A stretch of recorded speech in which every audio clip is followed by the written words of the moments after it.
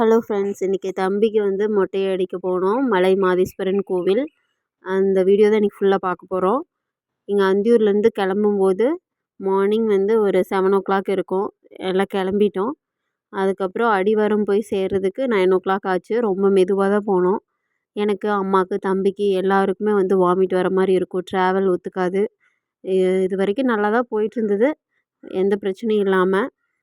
அதுக்கப்புறம் வழியில் ஒன்று கிடச்சிது. நைட்டு நிறைய யானை நடந்து போயிட்டு இருந்திருக்கு. ரோட்லேயே சாணம் போட்டு போயிருக்கு. அதை எடுத்து வச்சுருக்கோம். குழந்தைங்களுக்கு சாம்பிராணி புகை பிடிக்கிறதுக்கு பதிலாக நீங்கள் அதை காய வச்சு அந்த சாணத்தில் நீங்கள் சாம்பிராணி பிடிக்கலாம். ஏன்னா அது மலையில் இருக்கிற நிறைய மூலிகை இலைகளை சாப்பிடுது. அது ரொம்ப நல்லதுன்னு சொல்லுவாங்க. அதனால் அதை நாங்கள் போகும்போது எடுத்து வச்சுக்கிட்டோம். அதுக்கப்புறம் கோயிலுக்கு போய் சேரும்போது மணி ஒரு 10, 11 மணியே இருக்கும். கோயிலுக்கு போயாச்சு.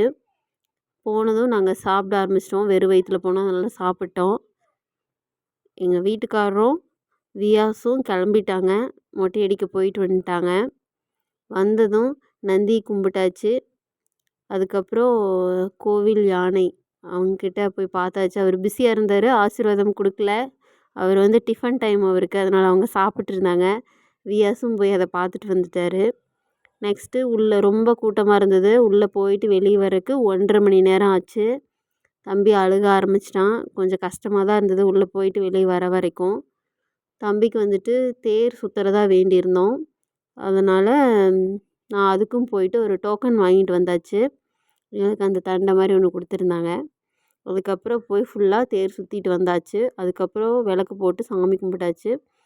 இது நீங்கள் இந்த கோயிலுக்கு வரணும், எல்லோரும் வாங்க கண்டிப்பாக. ஏன்னா இங்கே தங்குறதுக்கு எல்லாத்துக்குமே நல்ல வசதியாக இருக்குது.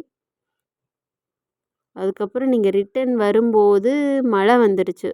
ரொம்ப சில்லுன்னு இருந்தது. ஒரு ஊட்டி மாதிரி இருந்தது. கிளைமேட் சூப்பராக இருந்தது. ஃபேமிலியோட, ஃப்ரெண்ட்ஸோட நீங்கள் தாராளமாக ஒரு நாள் வந்துட்டு போகலாம் அப்படின்னு நினச்சிங்கன்னா கண்டிப்பாக இந்த கோயிலுக்கு வாங்க.